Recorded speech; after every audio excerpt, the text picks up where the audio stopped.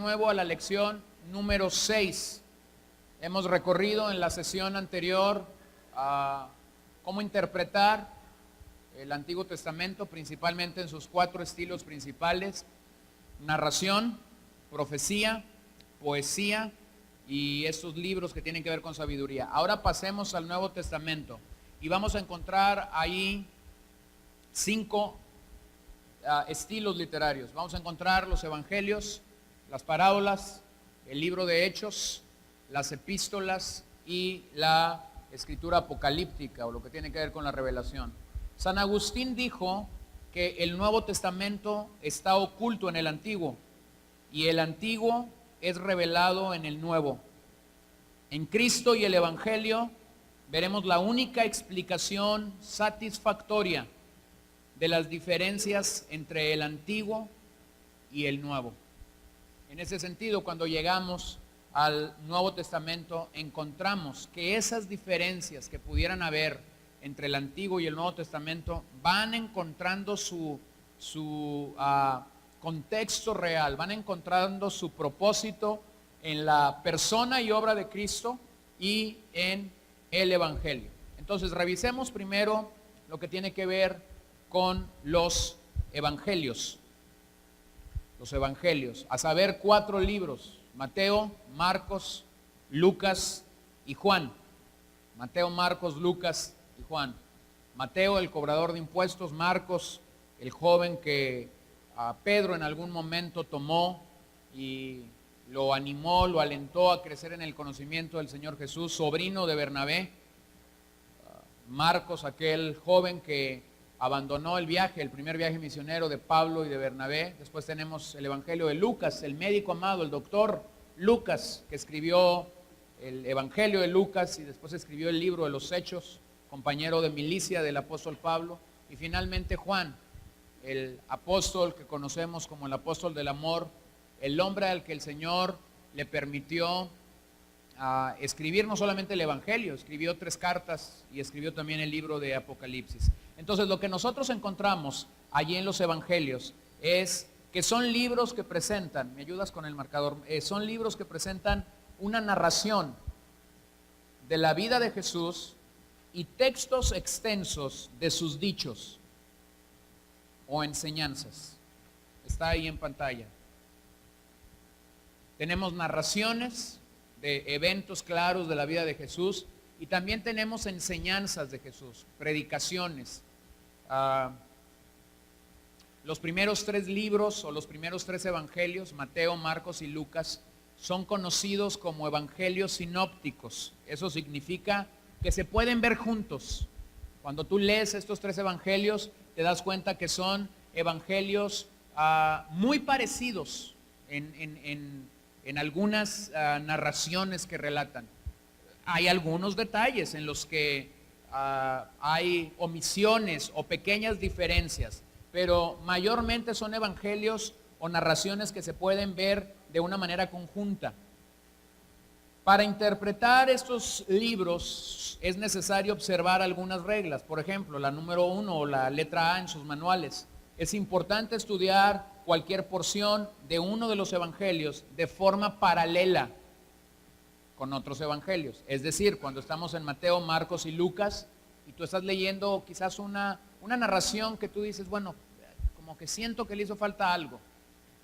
Es fácil reconocer si tu Biblia es una Biblia que está referenciada, si tu Biblia es una Biblia que tiene subtítulos y tiene ahí unos versículos pequeños debajo de ese subtítulo. Te vas a dar cuenta que hay pasajes paralelos. Por ejemplo, usted tiene ahí un pasaje paralelo que es Mateo 24, del 15 al 16. Si su Biblia está referenciada o tiene subtítulos ahí debajo, se va a dar cuenta que esa misma historia o esas mismas palabras se encuentran también en Marcos 13, 14 y en Lucas 21, del 20 al 21. Entonces, tú estás estudiando ese pasaje, estás en los evangelios paralelos. Muy posiblemente o Marcos o Lucas o Mateo tiene algo más que decirte. Entonces eso sería tomar una porción de los evangelios y poder tener algo mucho más completo. De repente te encuentras que a lo mejor Marcos agregó algo que Mateo no tenía. Puede ser que que Mateo dijo era una multitud, pero Marcos a lo mejor puso que había hombres, mujeres y niños. Al final es una multitud, ¿sí? Pero tenemos detalles a veces. Y a veces en algunas narraciones de los evangelios, esos pequeños detalles te dan ahí una luz mucho mayor para comprender y entender ese pasaje. Inciso B, los pasajes paralelos ayudan al intérprete a observar los rasgos distintivos de los evangelistas, o sea, de quien lo escribió. Por ejemplo, Marcos. Marcos es un evangelio de mucha acción. Vas a encontrar Marcos así, como que andaba a carrera, ¿no? Lo vas a encontrar sumamente despierto, como que en la mañana se tomaba un americano, a media mañana se tomaba un expreso, después de la comida se tomaba un latte y por ahí de las 5 o 6 se tomaba un doble expreso. Andaba así el cuate. Es una acción en el evangelio de Marcos. No ves nunca a nadie tranquilo, calmado. Lees Marcos y tienes que andar corriendo cuando lees el evangelio de Marcos. Entonces, estos pequeños detallitos te hablan del evangelista, es decir, de la forma como él escribió. Inciso C, los paralelos nos informan de las diferentes clases de contexto, del ambiente donde se escribió, la razón por la que se escribió. Y son detalles importantes, son detalles a veces pequeños, para mucha gente son insignificantes, pero son, créanme, detalles importantes a la hora de estar estudiando la palabra de Dios y que hacemos bien en considerar. Entonces podemos resumir que la crónica, los relatos, las enseñanzas, los milagros que tenemos en los evangelios nos muestran un solo evangelio plasmado por 4 evangelistas, plasmado para nosotros desde la óptica de Mateo, desde la óptica de Marcos, desde la óptica de Lucas, desde la óptica de Juan. Es algo parecido a esta analogía que voy a usar. Ahí en mi oficina yo tengo una fotografía, o un portarretratos más bien, un portarretratos en el que hay 9 huequitos, es decir, para poner 9 fotos diferentes. En todas salgo yo y mi esposa. Todas son de un mismo día. En todas estamos vestidos de la misma manera. Ya saben, es de cuando nos casamos. Pero cada foto está en una óptica distinta. O la cámara la captó desde un lugar distinto, o la luz era diferente, o lo que había detrás de nosotros era diferente. Pero cuando una persona llega a esa fotografía, puede saber algo: se casaron. No era la primera comunión. Estábamos bien chiquitos, ¿no? Pero no era la primera comunión, era la boda. Y entonces cuando ves esas 9 fotos, sabes que es un mismo evento, un mismo día, pero el contexto o el ambiente es diferente. Cuando lees Marcos, Mateo, Lucas y Juan, sucede algo así. Es como ver en un portarretrato la historia de un mismo personaje, las enseñanzas de un mismo personaje, los milagros de este mismo personaje, pero la óptica es un poquito distinta. Mateo, Marcos y Lucas se parecen mucho, pero ya dije ayer que Juan es diferente a esos relatos. Entonces, los teólogos liberales han tratado desde que surgieron de atacar y de desacreditar los evangelios. Cuando los evangelios aparentemente tienen una contradicción, ellos tratan de destruir con ahínco un evento histórico. Porque vuelvo a decir esto, o sea, el cristianismo tiene historicidad. Y los teólogos liberales se han empecinado en decir: vamos a destruir esa historia. Por eso es la importancia de comprender la historia. Entonces, bueno, tienes ahí una manera de interpretar los evangelios. Dentro de los evangelios tenemos parábolas. Las parábolas, o el término parábola, se deriva del griego parábola, que significa arrojar o colocar al lado de, y lleva la idea de colocar una cosa al lado de otra con el objeto de comparar. O sea, es una comparación. Es esencialmente, como lo estudiábamos ayer, una comparación o un símil. Sin embargo, todos los símiles no son parábolas. Ahora, cuando lees los evangelios te vas a dar cuenta de algo. Al parecer, esta fue la forma favorita de instrucción de Jesús. Porque tenemos muchas parábolas. Fue el año antepasado, yo creo. El pasado estábamos predicando Hechos. Creo que fue el año antepasado. Tomamos un año casi predicando las parábolas. O por lo menos 42 o 43 domingos. No recuerdo ahora. Pero hicimos este recorrido de ver todas las parábolas de Jesús o de predicar todas las parábolas de Jesús. Y te das cuenta de eso. Las parábolas fueron el tipo de instrucción, el tipo de mensaje al parecer favorito de Jesús, aunque ocasionalmente usó la alegoría. Otra vez vamos a hablar de la alegoría. La diferencia entre una parábola y una alegoría es que en una alegoría la similitud o lo que se quiere comparar se obtiene de muchos puntos, mientras que en la parábola es una historia cotidiana que ilustra una sola verdad y por esa razón obtenemos solo una lección principal. Y los detalles que encuentras en una parábola tan solo embellecen el propósito por el cual la parábola fue escrita. Es decir, podrías tener en una parábola lecciones subsecuentes o enseñanzas que emanan de la lección principal, que son secundarias, pero solo tendrás una lección principal que manifestar o que aprender de las parábolas. La parábola, una vez entendida, revela e ilustra los misterios del reino de los cielos. No sé si usted se acuerde, pero mi primer parábola la primera parábola que prediqué fue la parábola del sembrador, Mateo capítulo 13. Y en aquel entonces les dije que esta parábola era considerada como la reina de todas las parábolas. La razón por la que es considerada como la reina de todas las palabras es porque si entiendes esa parábola, ya estás del otro lado para entender el resto de las parábolas. ¿Se acuerdan? 4 tipos de tierra. En todos los tipos de tierra está cayendo la misma semilla, pero el resultado está siendo diferente. Y de lo que esto te habla es de 4 tipos de corazones o de 4 tipos de condición en el que la semilla, el evangelio, la palabra de Dios puede caer. Está viendo resultados distintos, no porque la palabra es distinta. Está viendo resultados distintos porque las condiciones del corazón de esa persona es distinta.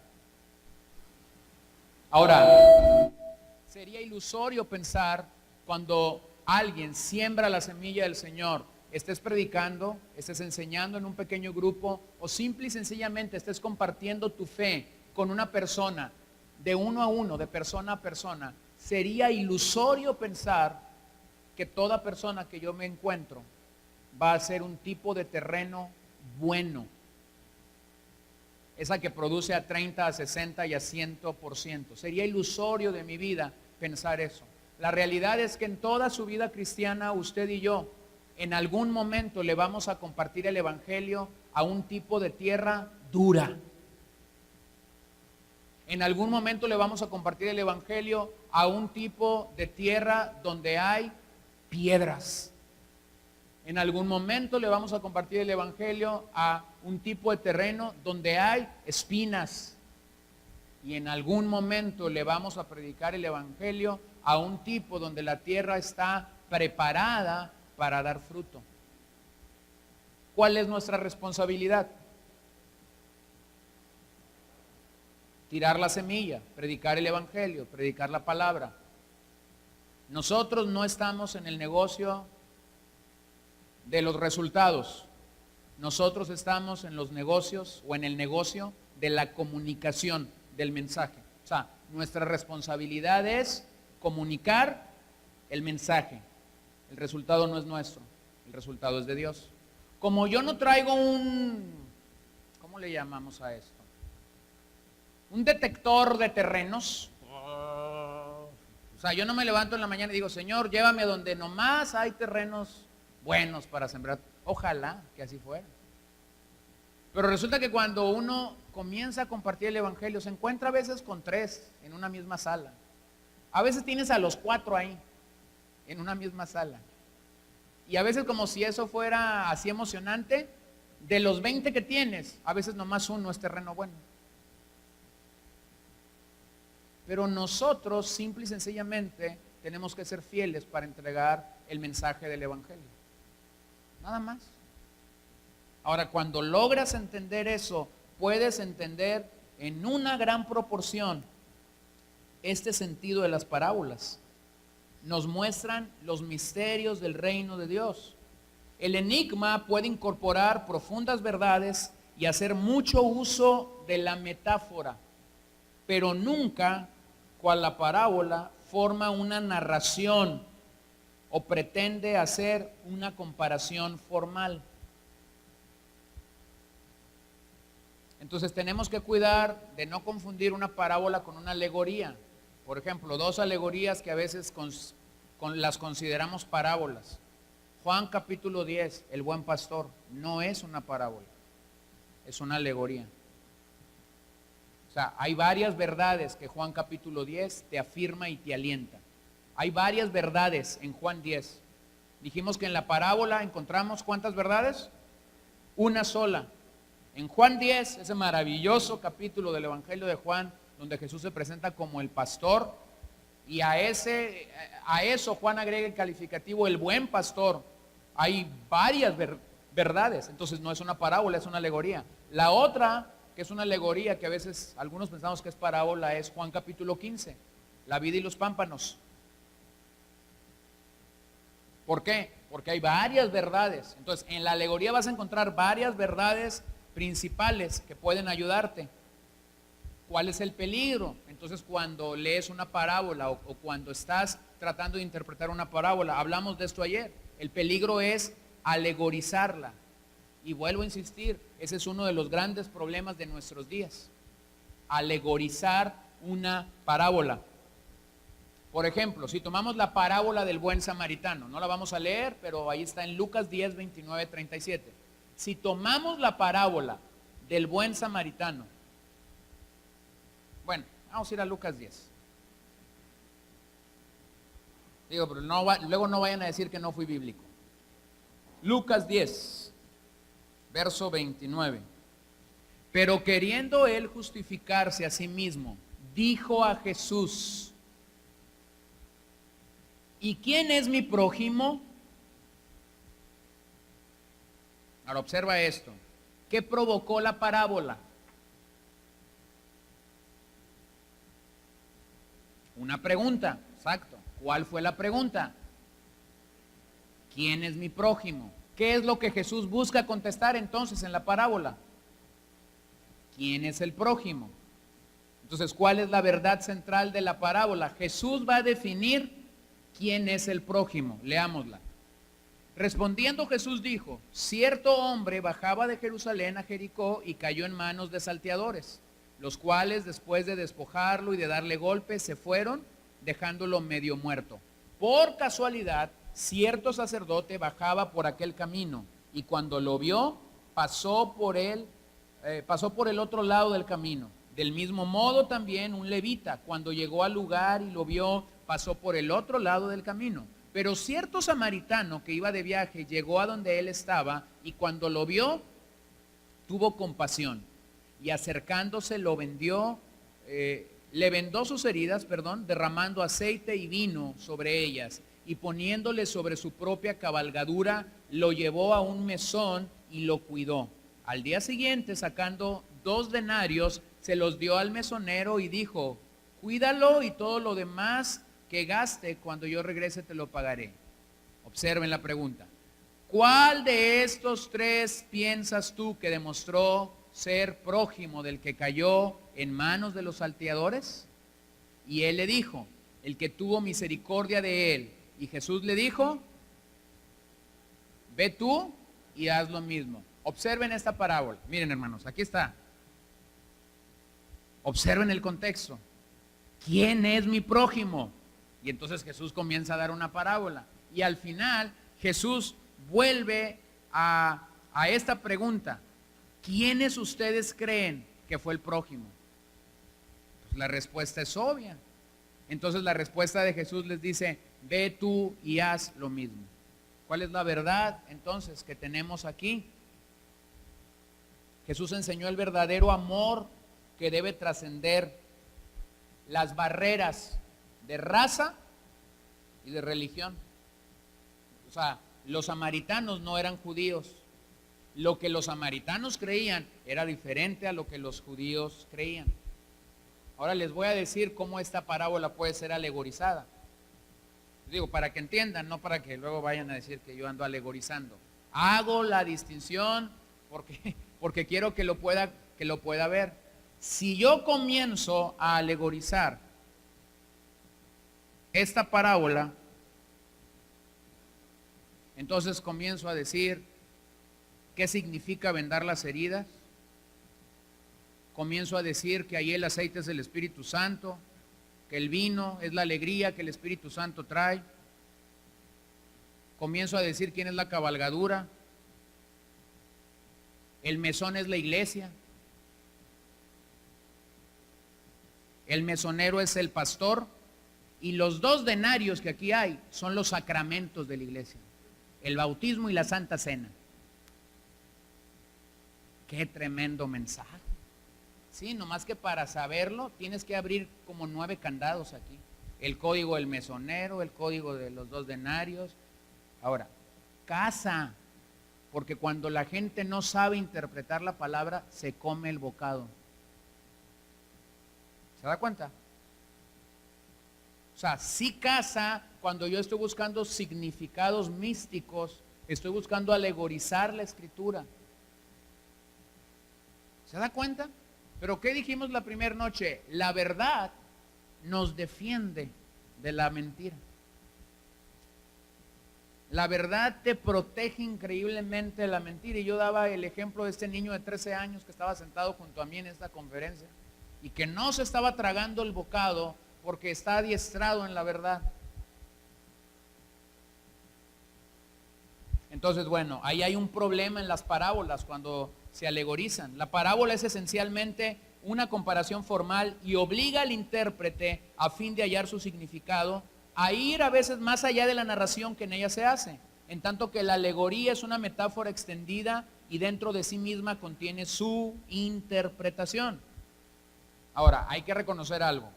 Hay algunas parábolas que tienen elementos alegóricos, algunas, pero no son el caso de todas, y se las voy a decir para que no se equivoquen.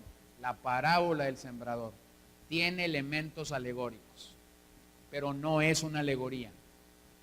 La parábola del juez tiene elementos alegóricos, pero es una parábola. La otra muy peleada, la parábola del rico y Lázaro, tiene elementos alegóricos, pero es una parábola. La gran debate que hay en esta parábola es que los personajes tienen nombre y normalmente en las parábolas no hay nombres. Pero bueno, esa es una discusión teológica muy profunda. Y como no somos teólogos, somos teólogos, entonces no vamos a entrar en ella, porque vamos a ponernos medio locos aquí. Pero el asunto es reconocer que principalmente las parábolas tienen una sola verdad que manifestar. Ahora, permíteme nada más enriquecer este sentido de las parábolas. Parábolas son muy mal entendidas el día de hoy. Les voy a decir por qué. ¿Se acuerdan por qué Jesús predicó parábolas?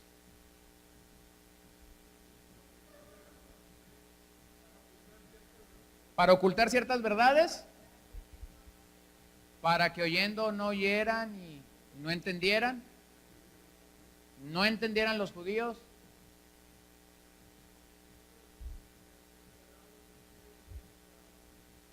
Y lo vemos ahí, lo que Jaciel dice, lo vemos en la parábola del sembrador. Ustedes van a encontrar en Mateo 13 que da una parábola y se la predica a la multitud. Pero después que la multitud se ha ido, véngase para acá a los discípulos. ¿Y qué hace a los discípulos?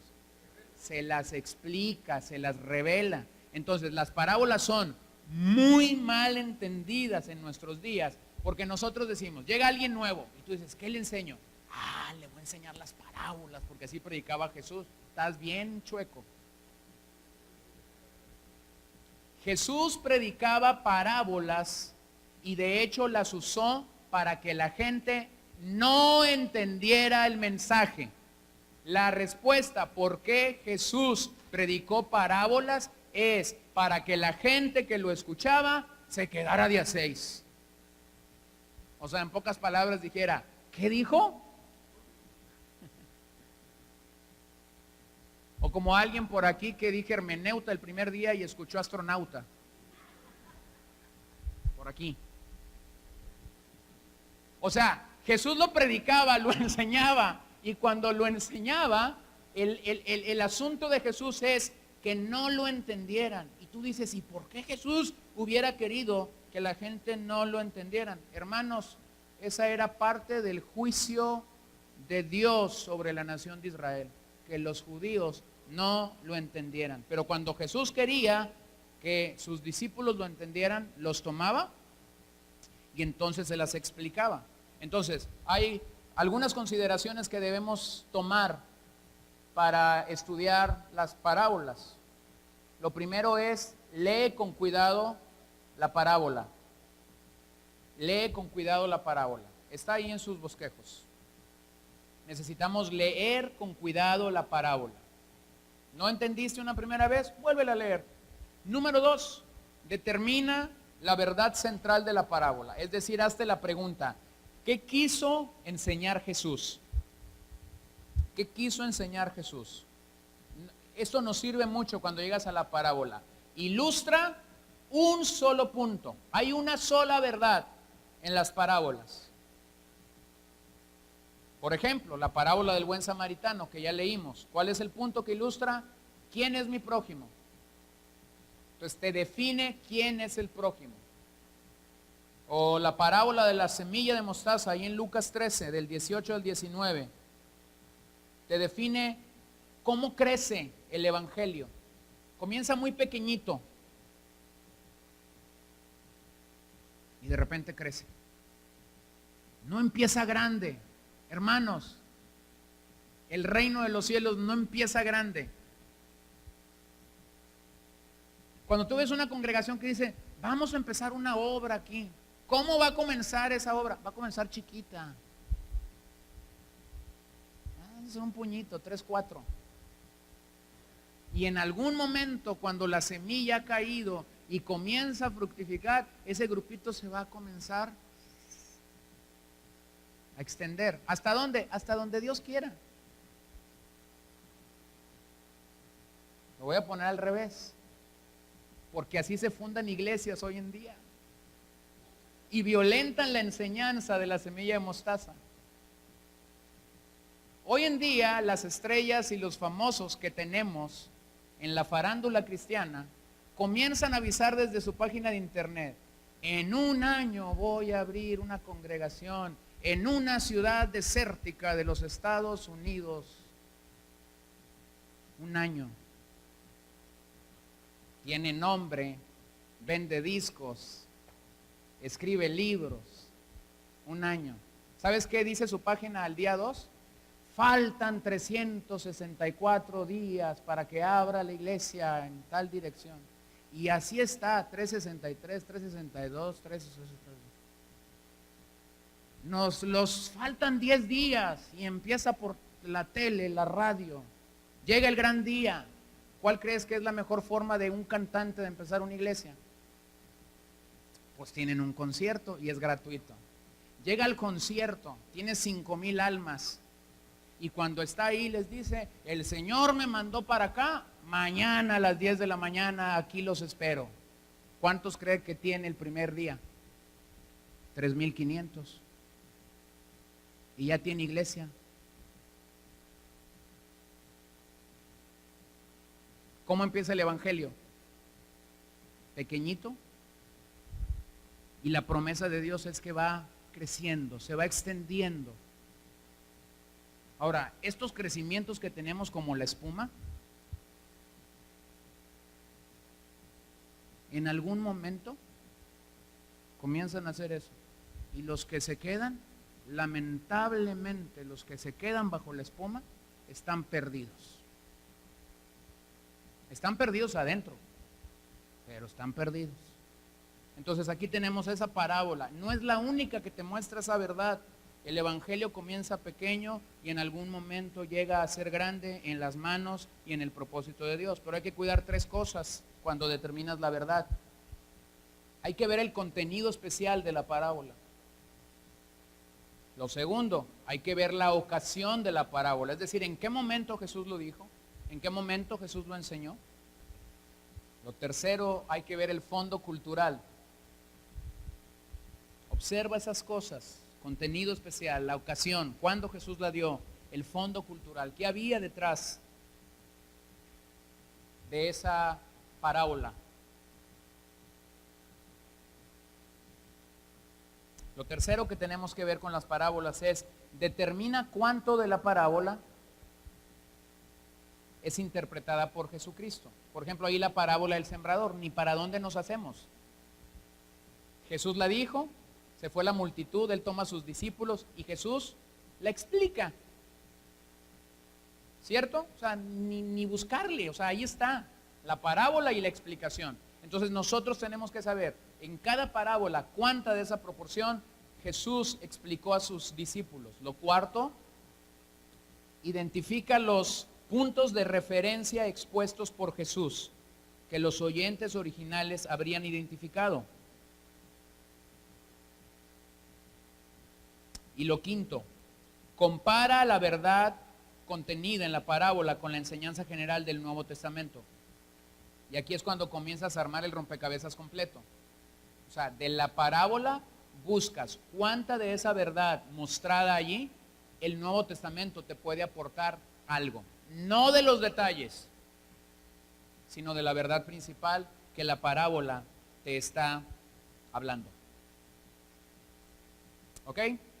Pasemos al segundo estilo que quiero revisar aquí, los Hechos de los Apóstoles. Y voy a ser rápido porque tenemos 2 años predicando el libro de los Hechos y creo que usted tiene a estas alturas un entendimiento del libro de los Hechos que posiblemente no lo tenía. Lo primero es que el libro de los Hechos es de transiciones. Es un libro de transiciones. Hay cambios, hay cosas que están cambiando en el libro de los Hechos. Hay interesantemente situaciones que están pasando en los 30 años que Lucas nos quiso registrar de la iglesia primitiva. Desde Jerusalén hasta lo último de la tierra. No solo judíos experimentaron un Pentecostés, lo vemos en Samaria, lo vemos en la casa de Cornelio, finalmente lo vemos en Hechos 19, en el Pentecostés de los Efesios o que los Efesios experimentaron. Usted recordará que cuando el Espíritu Santo descendió en Hechos capítulo 2 con idiomas que permitieron extender la palabra de Dios de forma diversa. Y observe esto, es un libro de transiciones. Estos idiomas o estas lenguas que originalmente hubo en el libro de los Hechos sucedieron como una evidencia clara y un testimonio claro para las personas que vivían en estas regiones y que no entendían el Evangelio. El día de Pentecostés es claro, el Espíritu Santo invistió de poder a los hermanos que estaban allí reunidos en el aposento altos y ellos comenzaron a hablar en otros idiomas. ¿Por qué sabemos que eran idiomas? Porque las naciones que estaban allí representadas en aquel día entendieron el mensaje que ellos estaban comunicando. Entonces es un libro de transiciones. Pero aún en nuestros días tenemos ciertas denominaciones o ciertos grupos cristianos que cuando tú lees sus declaraciones de fe, sus confesiones de fe, su credo, dice más o menos así, y lo cito no literalmente porque no lo tengo aquí al dedillo, pero más o menos algunas declaraciones de fe citan esto: la evidencia inicial de haber recibido al Espíritu Santo es hablar en otras lenguas. Están haciendo de una narración una norma. Es decir, ¿sucedió en el libro de los Hechos? Sí, pero el libro de los Hechos es una narración. Ahora, si estos hermanos que consideran que esto es una norma, le ponen a su declaración de fe todos los pasajes de las epístolas donde diga que el cristiano, el hombre que ha sido redimido, la mujer que ha sido redimida del pecado, tiene que hablar lenguas como una manifestación visible de ser un discípulo al Señor, entonces le damos palomita. Pero no hay en las epístolas una evidencia clara de ella. Algunos van a decir, ¿y qué me dices de 1 Corintios 14? Dese cuenta de algo.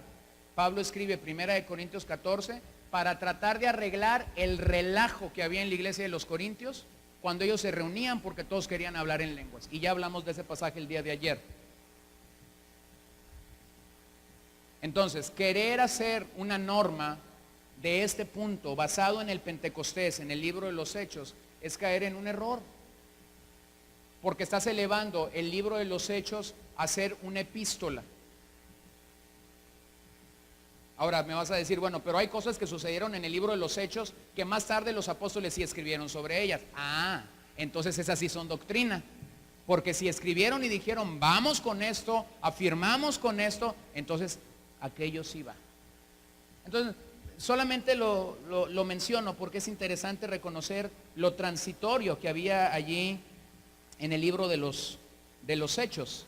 Entonces, a menos que la Escritura nos diga explícitamente que debemos hacer algo, lo que es meramente narrado o descrito nunca puede considerarse una norma.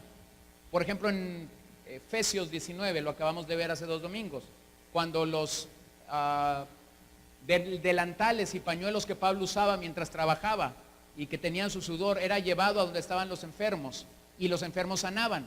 ¿Lo ven eso? Está pasando en un momento de transición. La gracia de Dios sobre los efesios permitió, que eso pasara. ¿Dónde en las epístolas dice que hay que llevar pañuelos y delantales sudados del pastor a donde están los enfermos para que sanen? ¿Dónde lo dice? Dígame. En ningún lado. Sin embargo, hay iglesias que sí lo hacen. ¿Se da cuenta? Entonces, elevamos la narración a doctrina. Y no funciona así, hermanos. Principios para interpretar el libro de los Hechos. Número 1, tal vez nunca sea válido usar una analogía fundada en precedentes bíblicos como autoridad bíblica para las acciones actuales. Número 2, las narraciones bíblicas tienen valor ilustrativo y algunas veces normativas, pero solo cuando otras porciones de las Escrituras sustentan su normatividad, los materiales didácticos. Es decir, solo cuando las epístolas te dicen que nuevamente un apóstol enseñó eso a una iglesia. Por ejemplo, vamos a verlo con la oración. ¿Vemos a la iglesia del libro de los Hechos orando? ¿Usted ve a la iglesia del libro de los Hechos orando? Sí, pero es una narración. ¿Nosotros los creyentes tenemos que orar? Sí, ¿por qué? Porque lo vas a encontrar como una norma en las epístolas. Pablo dijo, orad sin cesar. Vas a encontrar que hay otra gran cantidad de pasajes en el Nuevo Testamento, en las cartas, donde los apóstoles están llamando a los santos a orar. ¿Se da cuenta? Número 3. La decisión de si ciertas prácticas o modelos son repetibles o no debe guiarse por las siguientes consideraciones. Primero, el caso es más definitivo cuando se encuentra solemnemente un modelo, cuando ese se repite dentro del Nuevo Testamento. Segundo, cuando hay ambigüedad de modelos o cuando un modelo aparece una sola vez, es repetible para los cristianos solamente si parece tener la aprobación divina o está en armonía con lo que se enseña en otras partes de las Escrituras. Voy a hablar de una de esas prácticas que quizás en algún momento usted practicó y no lo estoy juzgando porque lo haya practicado. el lavatorio de pies.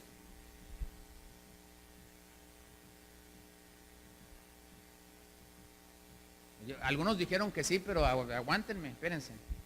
¿Por qué en los evangelios se lavaban los pies?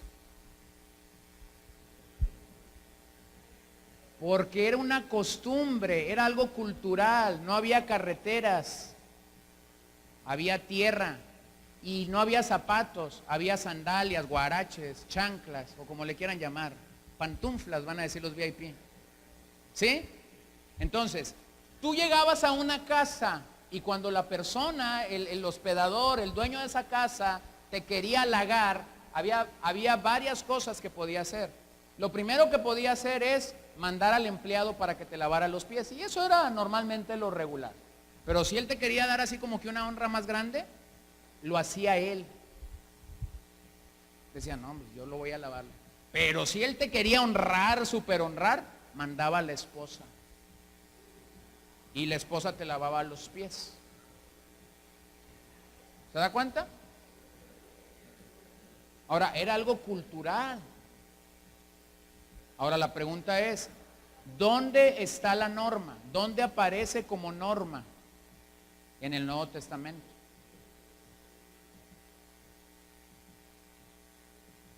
No hay. ¿Sale? Ahora, pero lo podíamos practicar en la era moderna. Hermanos, yo estuve en algunos cultos de estos. Era el culto de la hipocresía.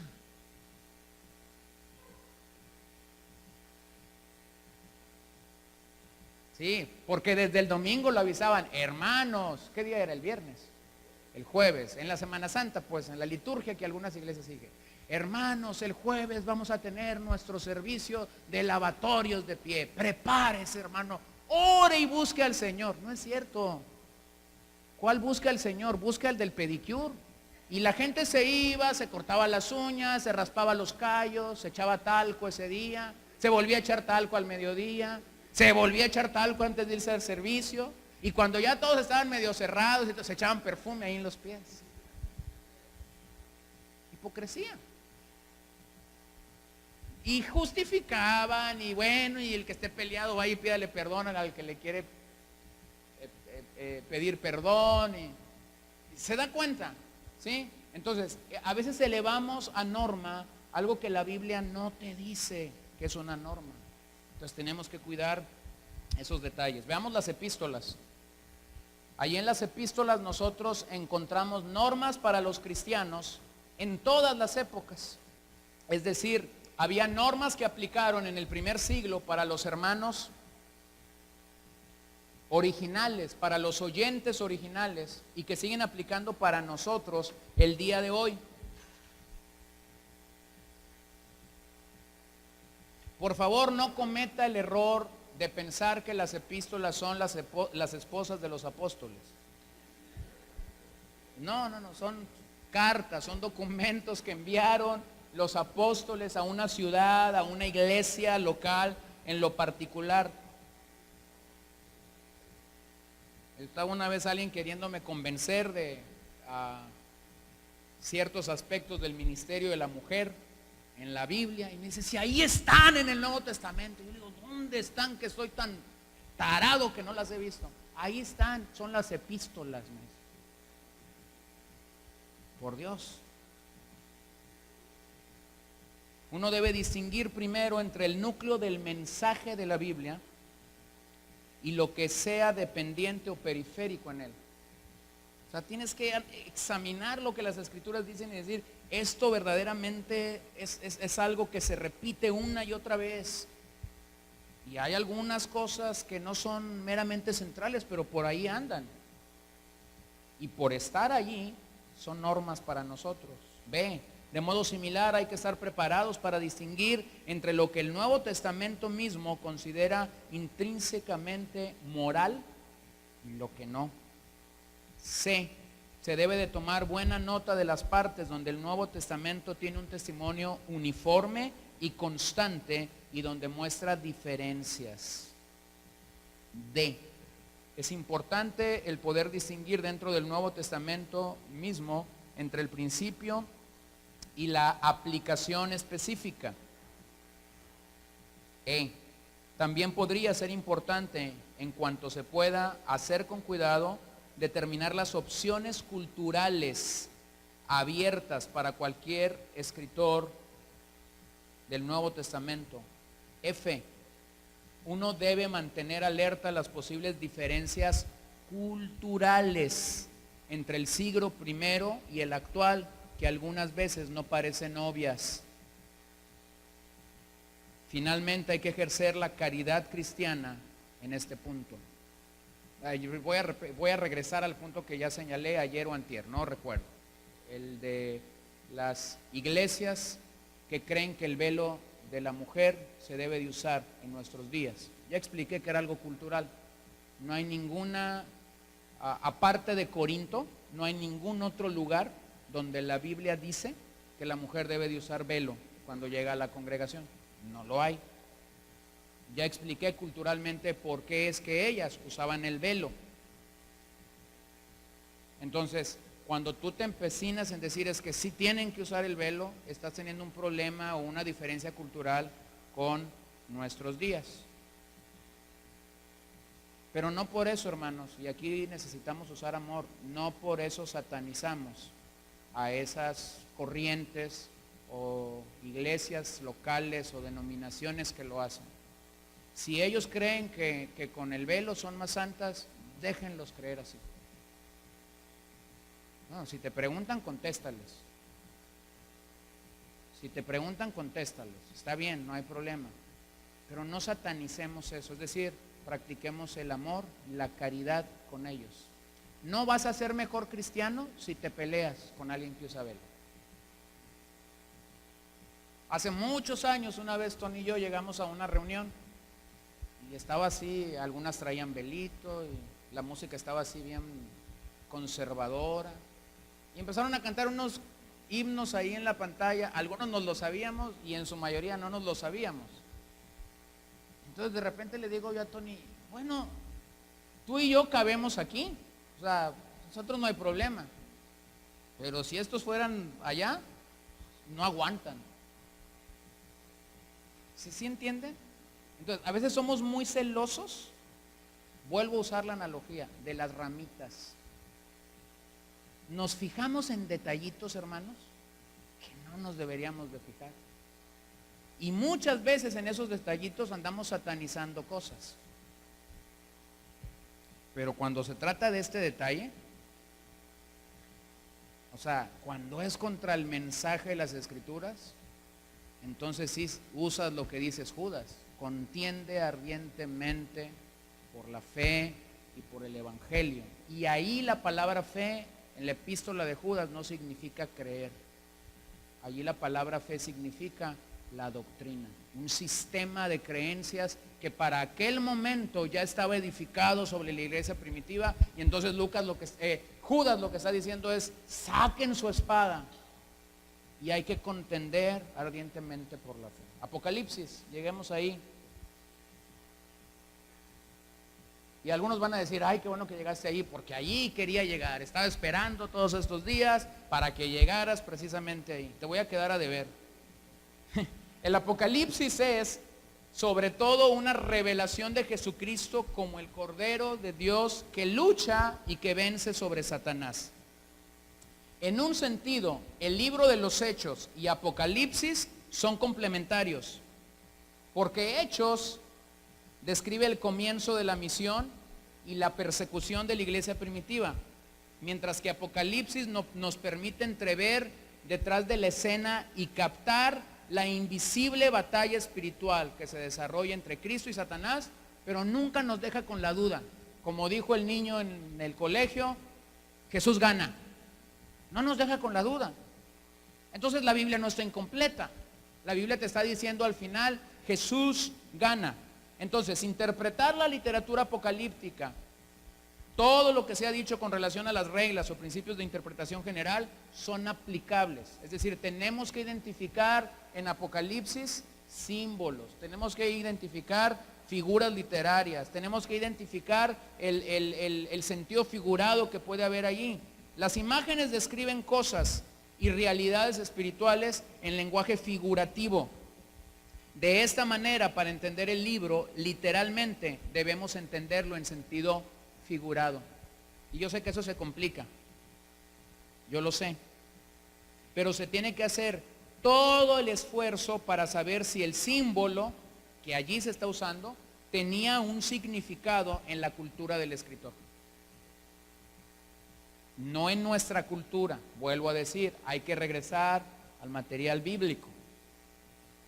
Por ejemplo, usted lo ve inmediatamente, lo ve allí en el capítulo 2 y 3 de Apocalipsis, cuando Juan está escribiendo a las 7 iglesias de Asia Menor y que destaca un mensaje para cada una de ellas. Usted va a encontrar en esos mensajes cuestiones muy específicas que tienen que ver con cuestiones culturales de cada ciudad.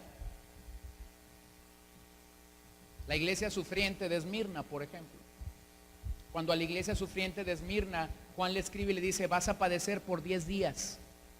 Si yo lo tomo literalmente, día 1, día 2, día 3, día 4, día 5, hasta llegar al 10, y yo digo, ay, pues 10 días, eso es nada para padecer por el Señor. No fueron 10 días. La iglesia de Esmirna fue perseguida por 10 diferentes emperadores. Una iglesia perseguida mientras 10 emperadores estuvieron al frente del Imperio Romano. Entonces, ¿se da cuenta? Podemos cerrar si tan solo lo queremos literal. Entonces llegas y comienzas a ver símbolos y más símbolos, y a veces interpretamos unas cosas de forma literal, luego las queremos interpretar de forma figurada, y ahí es cuando tenemos que tener cuidado. El libro de Apocalipsis debe ser estudiado a la luz de muchos pasajes, no de algunos, de muchos pasajes del Antiguo Testamento. Hay una carga increíble de Ezequiel, de Daniel, de Isaías, para descubrir el significado de algún símbolo que está allí en el libro de Apocalipsis. No es suficiente leer nomás Mateo 24, 25 para entender Apocalipsis. De alguna manera, cuando tú lees Apocalipsis, hay algo maravilloso que te dice, vayan conmigo a Apocalipsis capítulo 1, y aquí vamos a terminar esa clase. Apocalipsis capítulo 1, verso 1. La revelación de Jesucristo que Dios le dio para mostrar a sus siervos. ¿De quién era la revelación? De Jesucristo. No de la Nueva Jerusalén, no de las calles de oro, no de la gran ramera, no del dragón. ¿De quién era la revelación? De Jesucristo, que Dios le dio para mostrar a sus siervos las cosas que deben suceder pronto. Y la dio a conocer, enviándola por medio de su ángel a su siervo Juan, el cual dio testimonio de la palabra de Dios y del testimonio de Jesucristo y de todo lo que vio. Bienaventurado el que lee y los que oyen las palabras de la profecía y guardan las cosas que están escritas en ellas, porque el tiempo está cerca. Bienaventurado el que lee y los que oyen las palabras de la profecía. Y aunque este pasaje está ahí en Apocalipsis y aplica directamente a escuchar las palabras de Apocalipsis, en su sentido general o mayor, este pasaje te dice, bienaventurado el que lee la Biblia. O sea, no nada más el libro de Apocalipsis, sino el que lee y el que entiende la Biblia. Y entonces comienza el Señor a revelarle a Juan, y cuando le comienza a revelar, dice Juan, bueno, ¿y ahora de qué escribo? Y el Señor le dice, vas a escribir del pasado, del presente y del futuro. Y se imaginan usted a Juan, un simple mortal, no por nada cayó delante de él como muerto. O sea, ¿quién tiene la capacidad de escribir del pasado, del presente y del futuro con la exactitud que la grandeza y la gloria del Señor presenta? A nadie.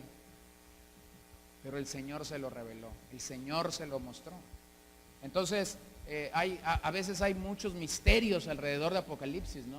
Ay, ¿qué significa esto? ¿Qué esto? ¿Por qué hay 144,000? ¿Por qué 24 ancianos? ¿Por qué 4 seres vivientes? Concéntrese en esto. Nos revela Jesucristo. Y si usted capta a lo largo de Apocalipsis que la Biblia te revela a Jesucristo, no se va a perder.